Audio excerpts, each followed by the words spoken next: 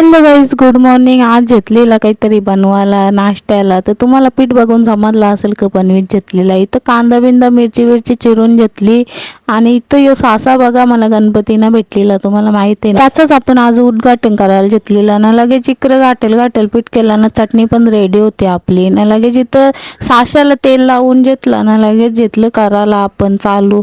याचं पीठ तुम्हाला माहिती आहे ना, एक दिवस अगोदर फुगत ठेवायला लागतं. आणि चावल आणि उडदाची डाळ, मी ते सकाळची उडदाची डाळ ना चावल फुगत ठेवलेलं. त्याच्यानंतर संध्याकाळच्या मिक्सरला लावून फिरवलं. मग ते एक रातभर पूर्ण पीठ फुगला. मग सकाळचे लगे काराला घेतलं. सोपाचं काही आवरा कठीण नाही करायचा.